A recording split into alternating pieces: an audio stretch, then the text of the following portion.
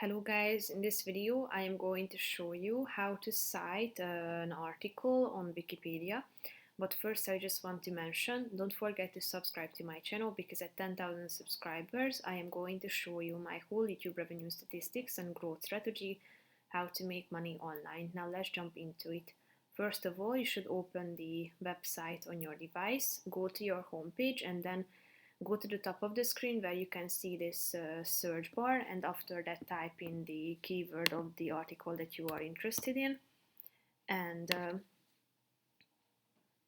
after tapping on it, you can tap on this menu icon in the upper left corner of the screen, scroll down, and here you can find the cite this page option in the tools section, so tap on it.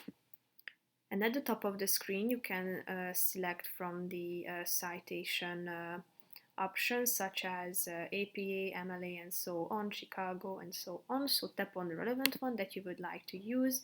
And after that, here you can see the citation styles here in all of the available citation formulas or styles. So just simply copy it and then you will be able to use it. So that's it for this video guys, see you in the next one, bye bye.